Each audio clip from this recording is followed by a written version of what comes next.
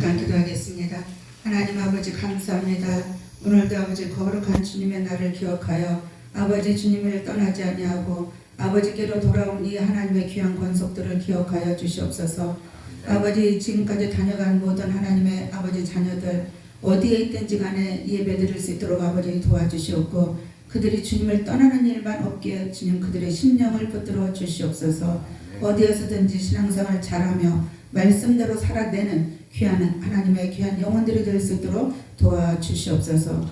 아버지 오늘도 종의 입술을 주님께 의탁합니다. 주님 내 입술을 주관하시고 통치하시고 아버지 하나님 입술의 모든 것을 주님의 기름 부음으로 풍성케 하여 주시사 오직 성령의 바라게 하심으로 말할 수 있도록 주님 나를 써 주시옵소서. 이사하고 의탁하며 주 예수 그리스도 이름으로 감사하며 기도 올려나이다. 아멘. 자, 본문 말씀은 함께 다 읽으셨고요. 장로님 참 오랫동안 병원 생활하셨다고 들었어요. 나오셔서 참 축하드려요. 만나뵙게 돼서 감사하고요. 네, 성도님 오셔서 감사합니다. 네.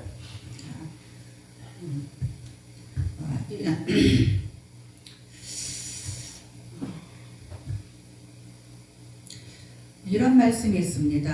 향주덕이란 말씀이 있습니다. 하나님께서 말씀하신 이 세 가지 덕이라는 뜻입니다. 자, 믿음과 소망 그리고 본문 읽은 것 같이 사랑을 뜻하는 말씀입니다. 자, 믿음과 소망 그리고 사랑을 오늘 말씀의 은혜를 나누겠습니다. 그리고 또 이 믿음과 소망과 사랑을 또 뭐라고 표현하냐면 대신삼덕이라고도 합니다. 이 대신삼덕은 성도들이 가장 기본되는 신앙의 기초이자 완성된 덕목인 것입니다. 우리가 지금 예배를 드리고 남들은 다 여행 가고 노는 시간에 우리는 왜 이 시간을 기억하여 예배를 드리냐면 우리의 성도의 우리의 완성을 만들기 위해서요. 아버지 나라에 들어가게 합당한 그릇으로 만들어지기 위하여 우리는 오늘도 주님 앞에 예배를 드리며 주님의 사랑을 갈구하는 것입니다. 자, 그러므로 성도들은 무엇을 행하든지 이 세 가지 덕목을 기초로 하여 일을 하셔야 되는 것입니다. 자, 그래야만 또 순간순간 우리에게 다가오는 어떤 환난과 또 시험, 풍파 이런 역경 속에서도 좌절하지 않고 즉 뒤로 물러가지 않고 앞으로 전진할 수가 있는 것입니다. 믿음은요 영적 전쟁이에요. 그냥 내가 편하다고 시간 있다고 가는 것이 아니고 예배드리는 것이 아니고 모든 시간을 다 뒤로 물리치고 예배에 집중할 때 하나님이 우리를 더 지키시고 보호하시고 도우신다는 것입니다. 자, 좀 더 자세히 말씀을 드리자면 우리가 어떤 일을 하는 데 있어 악한 마귀는 자기에게 주어진 사명의 성도들을 익은 열매로 만들어주는 사명을 잘 감당하기 위하여 성도님들의 생활 환경 이 배후에서 갖가지 어려움을 주게 된다는 것입니다. 그래서 이러한 어려움 속에서도 성도님들은 주어진 사명을 장로로서 권사로서 목사로서 평신도라도 하나님을 믿는 사람으로서 자기에게 맡겨주신 이 사명을 잘 감당하기 위해서는 모든 일에 믿음과 소망과 사랑을 가지고 행해야 된다는 것입니다. 그래야만 거칠고 사나운 이 환경 속에서도 낙심하거나 좌절하지 않고 오직 믿음으로 승리하게 되는 것입니다. 자, 오늘 그래서 이 시간엔 이 대신삼덕에 대하여 하나하나 한번 살펴보면서 은혜를 나누고자 합니다.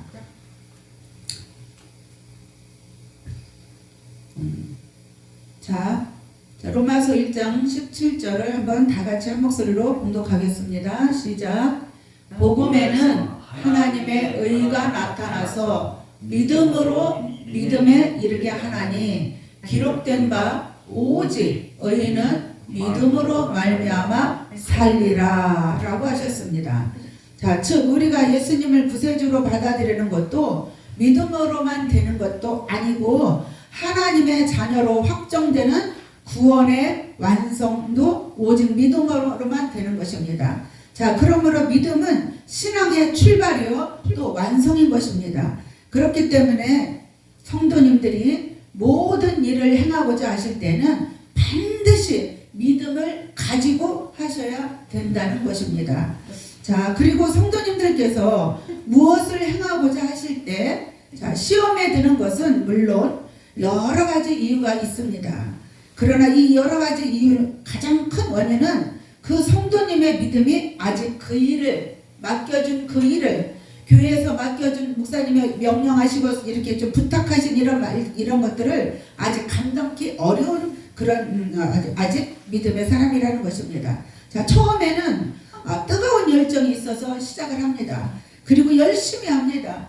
교회 가서 처음 은혜 받고 하나님의 정말 나를 피로 값주고 사신 은혜를 깨달았을 때는 너무너무 감사해서 오직 눈물만 쏟아지는 게 감사의 눈물만 쏟아지고 주변에서 내가 무엇을 할 것인가 뭐 하다못해 이 목사님 말씀 선포하는 이 강대상 이건 최고의 복이에요. 그리고 교회를 어디 구석구석을 청소를 한다든가 뭐 교회에서 여러 가지 내가 봉사할 것이 없나 이런 걸 열심히 찾아봅니다. 그런데 이제 어느 정도 이렇게 시간이 지나고 보면 자신이 원했던 내가 이런 봉사, 이런 섬김, 이런 희생 이런 것들을 하다 보면 뭔가 나에게 좋은 열매가 있을 거야 라는 마음으로 열심히 봉사와 충성을 합니다. 그런데 이제 얼마 만에 시간이 지나면 자기가 원하는 열매가 나타나지 않습니다. 그럴 때는 그의 믿음은 서서히 열정이 식어지게 되고 뒤로 서서히 물러가게 되는데 그 원인은 바로 그 당사자의 믿음이 아직 그 일을 감당하기 어렵기 때문이라는 사실입니다. 자, 그래서 뒤로 물러가게 되고 시험에 빠지게 되는 것입니다. 그래서 교회 안에서는 시험이 많이 드는 사람은 제가 지금까지 봐도요, 교회 일에 열심히 한다고 했던 사람들이 어느 날 누구의 말 한마디 때문에 시험 들어서 어려운 사람들을 참 많이 봤습니다. 자, 그리고 데살로니가후서 3장 2절 하절에 보면 믿음은 모든 사람의 것이 아님이라 하신 말씀이 있습니다. 그래서 믿음은 하나님이 주시는 나에게 주시는 선물이에요. 그래서 이 믿음은 누구나 다 있지는 않아요. 그리고 믿음의 분량도 다 각각 틀리고요. 자, 오늘 사도 바울께서 말씀하신 믿음은 모든 사람들의 것이 아니라고 말씀하십니다. 그리고 데살로니가후서 3장 13절에 보면 또 뭐라고 말씀하시냐면 형제들아 너희는 선을 행하다가 낙심치 말라 또 이렇게 말씀하십니다. 좀 전에 말씀드린 것 마냥 열심히 헌신하고 충성하고 봉사하다가 이게 내 생각대로 어떤 그게 되지 않으면 사람들이 대부분 낙심하고 좌절해요. 그럴 때 바울 사도께서는 낙심하지 말라는 것입니다. 자, 당시에 데살로니가 교회는 바울 사도께서 2차 전도 여행 중에 데살로니가에 들러서 3주간 즉 21일간에 거쳐서 복음을 전하게 되었는데 그때 바울 사도를 통하여서 복음을 전해드는 사람들이 예수님을 구주로 영접하고 교회를 세운 것입니다. 자, 이 데살로니가에서는 바울 사도의 첫 번째 서신으로 종말론 사상이 가장 강하게 나타났던 것입니다. 이미 그때부터 종말론 이야기는 지금까지 끊이지가 않습니다. 즉 사도 바울께서는 자신이 살아있을 때 예수님께서 반드시 오신다는 이 시한부적인 종말 사상을 가지고 열심히 복음을 전하셨던 것이에요. 그래서 예수님께서 오시면 이방인들에 대한 구원의 역사가 끝나는 것이기 때문에 한 사람이라도 더 구원받게 하시려고 이 사도 바울께서는 불철주야로 복음을 전하셨던 것을 우리가 성경을 통해서 봅니다. 자, 그런데 문제는요, 그때나 지금이나 광신자들은 어디에나 있는 것이 아닙니까? 광신자들. 자, 이 재림신앙의 열심인 사람들이 예수님의 재림이 가까웠는데 일을 하면 뭐해? 예수님이 곧 오신다며 그러면 우리는 일을 하면 뭐해? 그러면서 일을 하지 않고 남의 일에 참견만 하면서 여러 가지 문제를 일으키는 사람들이 많이 있었다는 것입니다. 자, 이것은 그 지역에 커다란 문제를 일으키게 된 것입니다. 자, 그러다 보니 건전한 재림신앙을 가지고 열심히 일을 하고 있는 신자들에게도 많은 피해를 주게 된 것입니다. 우리도 그게 몇 년 전인지는 잘 모르겠지만 담임 선교에 들어갔잖아요. 몇 월 며칠 날 밤 몇 시에 온다고 어느 산에 다 모여라 해서 흰 옷 입고 다 모였던 거 우리도 기억나시죠? 이분들 같이 광신자가 나온다는 거예요. 그래서 바울 사도께서는 예수님의 재림에 가까웠다고 하면서 일을 하지 않고 이 문제를 일으키는 이 신자들에게 뭐라고 또 말씀하시냐면, 일을 하지 않으려거든 먹지도 말라 라고 책망을 하면서 일을 하도록 하셨고, 건전한 재림신앙을 가지고 열심히 일을 하면서 예수님께서 오실 날을 기다리고 있는 이 성도들에게 믿음과 또 용기를 주시기 위하여 급하게 이 서신을 쓰신 것입니다. 즉 당시의 성도들은 예수님께서 곧 오실 줄 알고 유대인들을 비롯한 믿지 않는 자들로부터 여러 가지 어려움을 당하게 되었음에도 믿음으로 인내하면서 신앙생활을 잘하고 있었는데, 문제는 자신들이 원하는 것보다 예수님께서 빨리 오시지 않는다는 것이에요. 나는 지금 오늘 지금 이 순간에 예수님이 오시면 난 분명히 들림받을 수 있을 것 같아. 이때 예수님이 좀 와주셨으면 좋겠는데 그 기대가 점점 식어진다는 거예요. 그뿐 아니라 가족들의 한 사람 한 사람씩 이 죽어가는 것을 봅니다. 그리고 자신들도 나이가 먹어가면서 죽을 날이 점점 가까워오고 있다는 것이에요. 이러다가 죽으면 어떻게 되느냐 말이야. 내가 살아있을 때 예수님이 공중강림하셔서 우리를 데리러 와주셔야 되는데, 우리 어머니도 돌아가시고 우리 아버지도 돌아가시고 이렇게 점점 믿음의 사람들이 돌아가시고 있는데 이게 어떻게 된 거야? 우리가 살았을 때 예수님 오신다고 사도 바울께서 말씀하신 것 같은데 이게 뭐야? 사람들이 이러면서 점점 낙심하고 좌절을 하게 됩니다.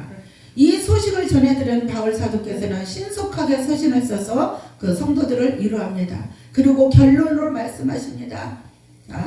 형제들아, 너희는 선을 행하다가 낙심치 말라 라고. 낙심하는 이유는 무엇보다도 뭐가 없어서 믿음이 약하기 때문에 낙심을 한다고 다시 형제들에게 낙심치 말라는 위로의 편지를 보냈습니다.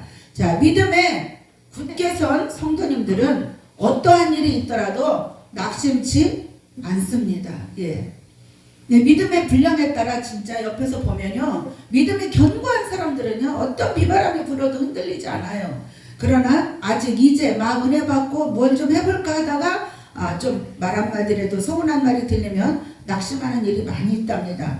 자, 오히려 낙심할 수밖에 없는 상황에서 믿음 있는 자들은 더욱더 열심을 내는 것이고, 또 그것이 영적 성장에도 대단히 유익하고, 또 나아가서 천국에서의 상급은 평소에 은혜가 충만할 때 열심을 내는 것보다 훨씬 많다는 것을 알기 때문에 더욱더 열심을 내어서 충성한다는 것이에요. 자, 사랑하는 성도 여러분, 지금 저희들이 살아가고 있는 이 시대에 예수님으로부터 받게 되는 가장 큰 책망은 무엇인 줄 아십니까? 예, 바로 믿음이 없다는 것입니다.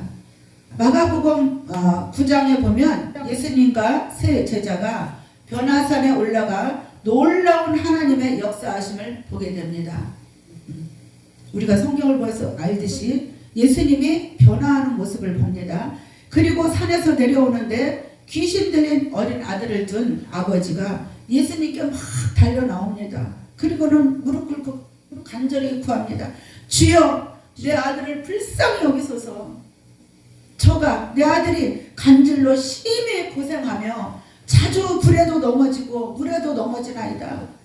내가 주의 제자들에게 왔으나 능히 고치지 못하더이다 라고 예수님께 지금 고합니다. 그리고 예수님 제자들이 못했으니까 예수님이 좀 제발 좀 내 아들의 귀신을 좀 쫓아달라고 부탁을 하는 장면을 봅니다. 그러자 예수님께서는 마태복음 17장에 또 보면 뭐라고 말씀하셨냐면 이 제자들에게 하시는 말씀이 곧 우리 모두에게 하는 말씀입니다. 이 믿음이 없는 패역한 세대요. 믿음이 없으니까 예배드리러 우리가 못 나오는 거예요. 자, 믿음이 없는 패역한 세대라고 이 제자들과 주변에 있는 모든 사람들을 책망하십니다. 맞습니다. 바로 지금 이 시대가 그렇다는 것입니다. 이 더군다나 이거 뭐 코로나인가 이거 지나가고는 진짜 알곡과 쭉정이가 굉장히 많이 타작된 것 같아요. 자, 그분들이 다시 하나님을 만났을 때 뜨거운 첫사랑을 회복하고 다시 돌아오기를 진짜 합수부대합니다. 자, 믿음이 없고 패역한 세대라는 것은, 그리고 믿음 없으면서 원하는 것은 무엇인 줄 아십니까?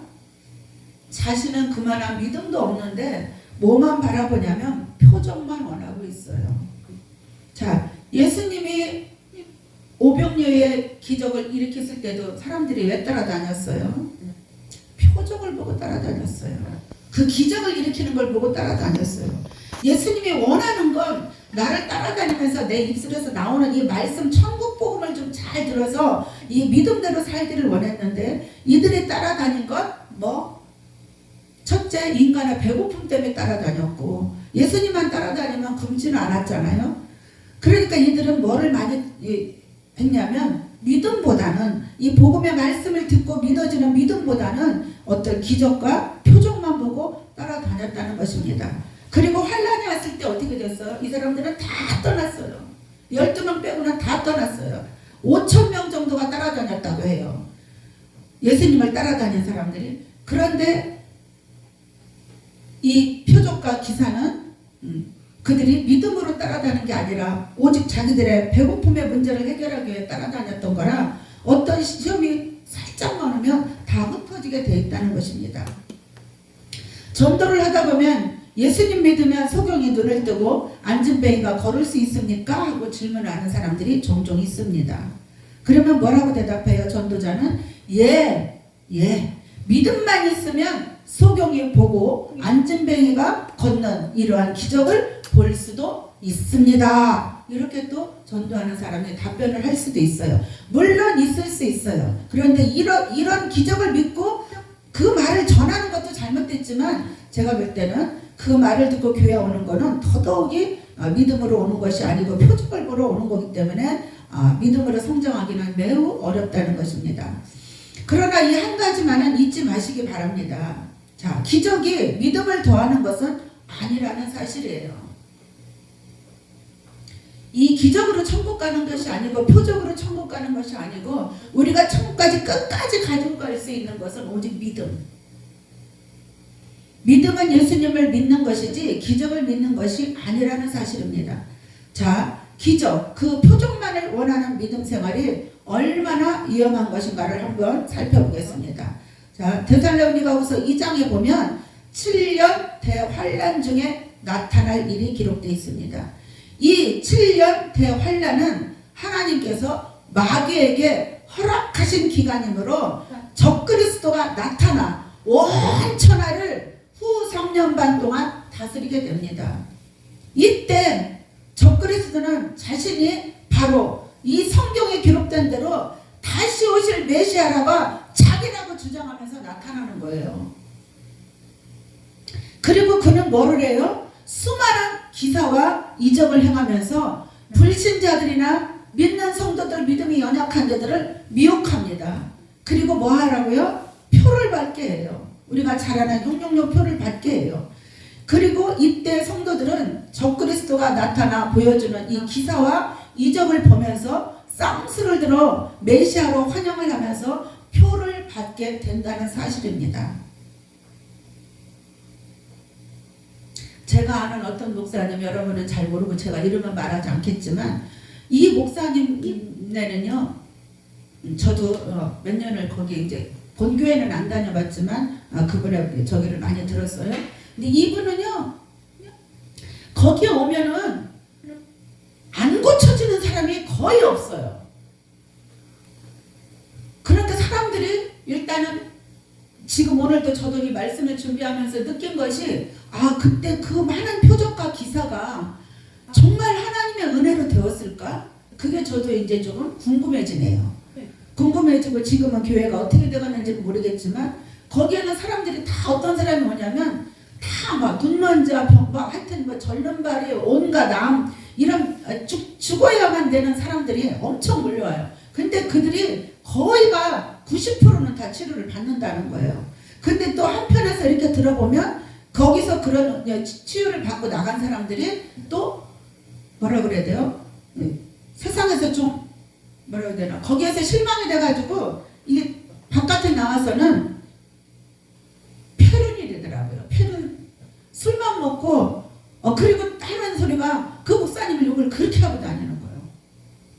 그 사람은 제가 구멍가게를 잠깐 했는데 그 사람이 오기만 하면 그 목사님 욕을 하는 거예요. 나는 그때만 해도 그 목사님을 엄청 믿음으로 이렇게 좀 존귀 여기는 그런 사람이었던 게 그게 너무 듣기 싫은 거예요. 그래서 막 오지 말라고 야단치고 막 이랬었던 기억이 나요.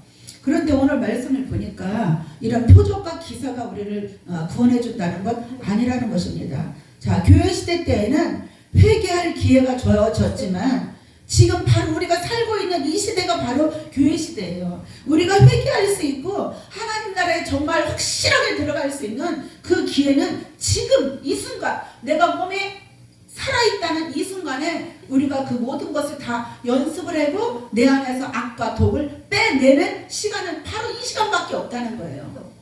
사람은 저도 지금 지난주에 어머니 장례를 모시고 왔지만 언제 떠날지 아무도 몰라요. 언제 떠날지. 저는 이렇게 여러 번 몇 년에 걸쳐서 장례를 치르다 보니까 이 말씀을 준비하다 보니까 그 말씀이 너무 이렇게 뭐라 해야 되나 가슴에 와닿아요.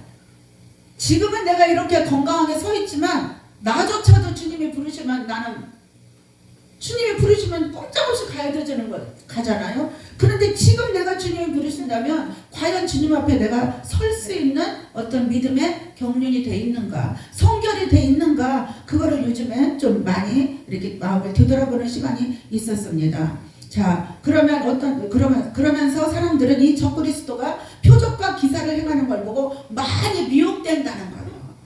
예수님도 어떻게 했어요? 그렇게 표적과 기사를 행할 때는 사람들이 수많이, 제가 듣기로는 5,000명까지 따라다녔다고 들었어요. 그런데 이 적그리스도가 나타나서 이런 표적과 기사를 행하는 거 보면 사람들은 무조건 와 예수님 시대에 그 메시아가 왔나보다 하고 다 또 몰리게 돼 있다는 것입니다. 자, 예수님은 우리들한테 부탁하는 건 믿음을 부탁했지 표적과 기사를 보고 믿어라 이 말은 단 한마디도 없습니다. 자, 데살로니가후서 2장 3절에 보니까 예수님께서 재림하시기 전에 나타나는 징조를 말합니다. 이 징조를 우리는 잘 살펴봐야 되겠습니다. 이런 일이 있고 나서 난 다음에 예수님의 재림이 있으니 누가 뭐라고 미혹하여도 미혹을 당하지 말라는 부탁을 제자들에게 합니다. 자, 적그리스도가 나타나 이스라엘의 두 증인을 죽이고 예루살렘 성전에 앉아 자기가 바로 그 재림 메시아야, 다시 오실 메시아라고 선포를 하게 된다는 거예요. 그러니 안 믿을 사람이 없겠죠. 더군다나 예루살렘 성전에 앉아서 선포를 하니 안 믿을 사람이 없을 것 같습니다. 하나님께서 적그리스도로 하여금 7년 대환란 중 후 3년 반에 나타나도록 하려고 막고 계시다는 것입니다. 이것 또한 하나님의 허락이 있기 때문에 우리 모든 사람들을 알고 되었는지 안 되었는지 시험하기 위하여 하나님이 허락하신 것이라는 겁니다.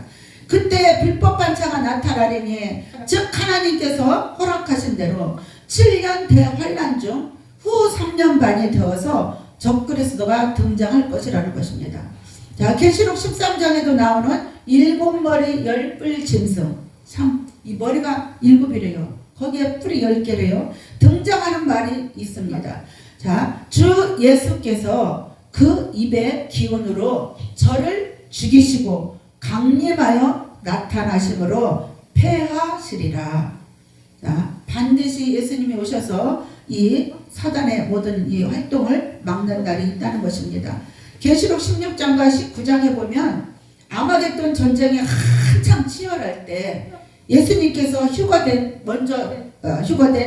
성도들과 함께 이 지상 재림하셔서 이 적그리스도와 그 무리들을 먼저 진멸하신다는 것이에요. 근데 우리가 이 7년 대환란을 과연 이길 자가 몇 명이나 있을까요? 자, 그렇다면 지금 교회 시대인 이때에 우리가 말씀으로 더 우리의 털을 닫고 우리의 심령을 더 거룩하고 정결하게 만들어서 가장 좋은 방법은 이 교회 시대에 내가 살아있는 것을 감사하고 이때에 내가 준비가 다 돼서 예수님이 나팔 오실 때 휴거의 날에 우리가 모두가 우리의 이름을 불러주는 그 축복이 최고의 축복인 것 같습니다. 또 계시록 9장 9절에서 10절 9장 10절에서 보면 악한 자의 임함은 악한 자 즉 적그리스도의 등장은 이러한 표적과 함께 나타나는 것입니다. 그래서 이 사단의 역사를 따라 모든 능력과 표적과 거짓과 기적과 불의의 모든 속임으로 멸망하는 자들에게 임하리니 마지막 때 이런 일이 있다고 해서 절대로 거기에 미혹돼서는 안 되겠습니다. 즉 하나님께서 사단에게 허락을 하셔서 마귀가 합일된 사람들에게 강력한 기사와 이적을 나타나도록 하셨다는 것입니다. 자, 우리가 볼 때는 다 사람이지만 그 사람은 정말 성령님이 우리의 중심을 얼마나 차지하고 계신가, 아니면 정말 마귀가 우리의 심령을 얼마나 차지하고 계신가는 오직 누가 알아요? 주님만 알아요. 그래서 기사와 이적을 좋아하는 사람들로 하여금 속게 하여서 적그리스도를 메시아로 믿도록 하게 하신다는 거예요. 마귀의 습성은 뭐예요? 속이는 거, 미혹하는 거.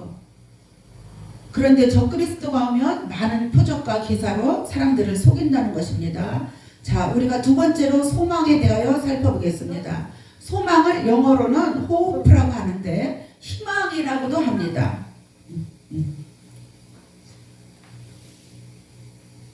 자, 일상적인 삶에서 가질 수 있는 기대들부터 하나님을 찾고 그 은혜를 체험하고자 갈망하는 마음에까지 이르는 확고한 기대감을 말하는 것입니다. 자, 그래서 이 소망은 반드시 믿음을 바탕으로 이루어 나가는 것입니다. 다시 말해서 믿음이 없는 소망이라는 건 있을 수가 없다는 것입니다. 자, 히브리서 11장 1절을 다 같이 한번 봉독하겠습니다. 시작.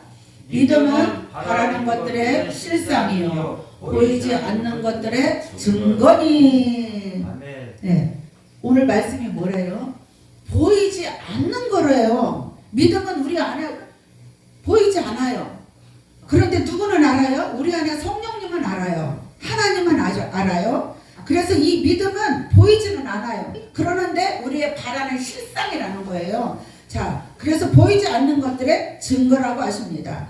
여기서 바라는 것이라고 하였는데 이 바라는 것이 뭐예요? 바로 소망인 것입니다.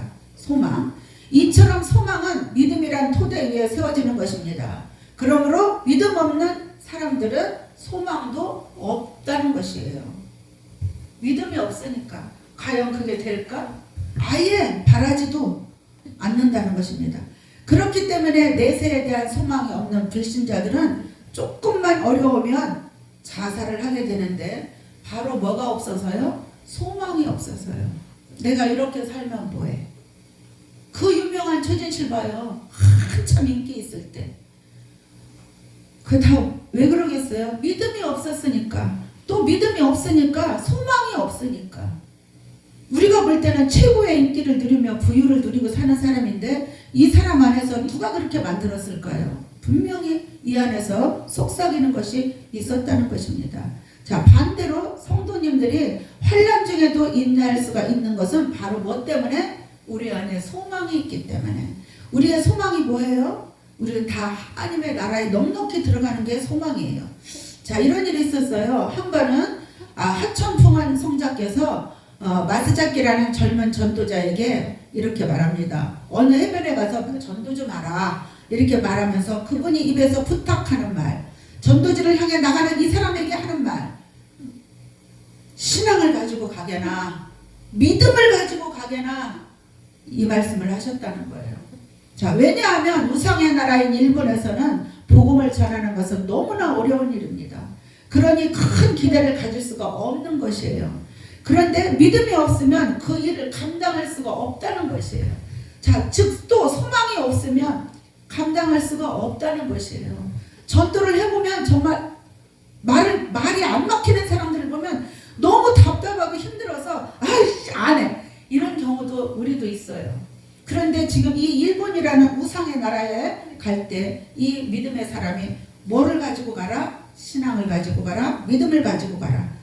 자, 우리가 가는 이 길은 좁고 협착한 길을 가고 있습니다. 그러나 우리는 믿음이 있는 사람들은 소망이 있기 때문에 덕을 쌓는 것은 절대적이어야 하고, 이 협착한 길을 가신다는 것은 우리가 점점 어려움이 많다는 것을 뜻하기 때문에 오히려 이 좁은 길을 가는 것을 주님께 감사하는 저와 여러분이 되기를 부탁드립니다. 자, 또 17절에 말씀하시기를 우리의 잠시 받는 환난에 경한 것이라는 말씀이 있는데, 우리가 예수님을 사랑하고 천국을 침노하기 위하여 순간순간 자기를 부인하고 이 육적인 애정과 욕망을 십자가에 못 박을 때마다 꼭 그렇게 해야만 하느냐고, 강신자 아니냐고 하며 여러 가지 비방과 조롱, 어려움 등을 당하게 되는데, 그런다 할지라도 영원에 비하면 이 세상에 당하는 이 환난이나 조롱은 순식간이라는 거예요. 그러니 믿음과 소망을 가지고 범죄치 말고 빛의 열매를 맺으면서 승리하는 삶을 살기를 부탁드립니다. 아멘. 자, 또 18절에 보니까 그러므로 우리들의 돌아보는 것은 보이는 것이 아니요 보이지 않는 것이니, 보이는 우리 눈에 지금 보이는 것은 잠깐 안개 같은 것이고 보이지 않는 것은 영원한 것이라는 거예요.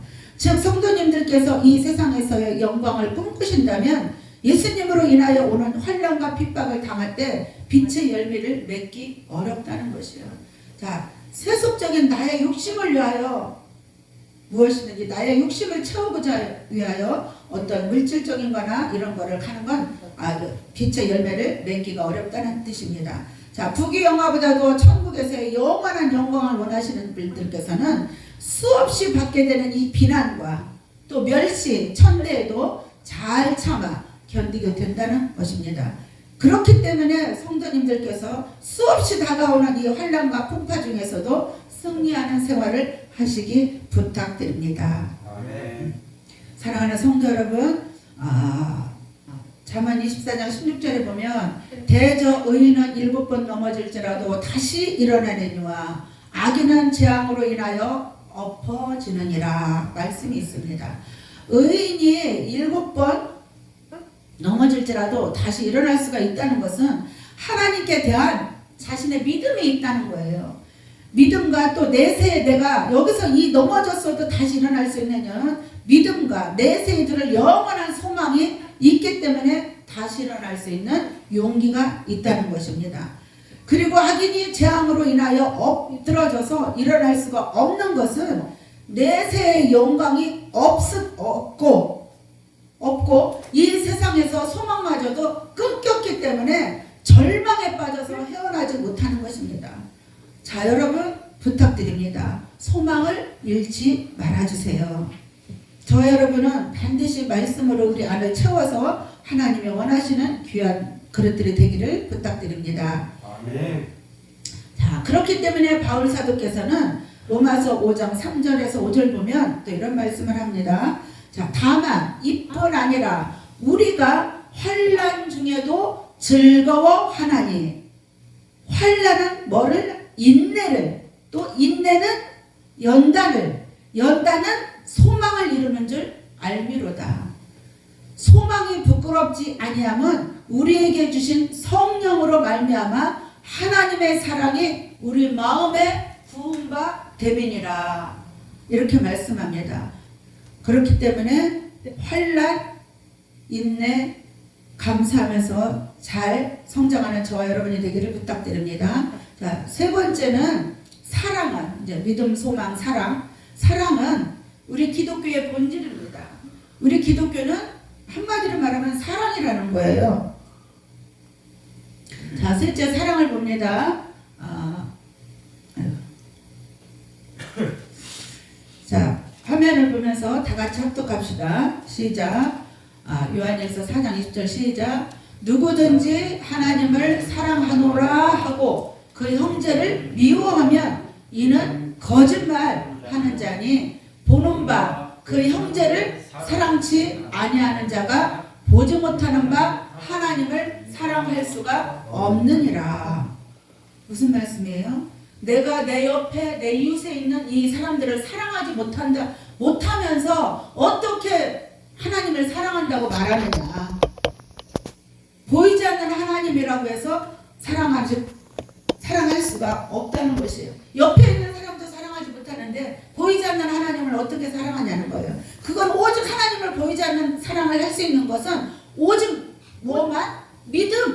믿음과 소망이 있어야 보이지 않는 하나님이 보여지고 느껴지고 내 안에 나와 함께 하신다는 것을 내가 처음 하는 거예요.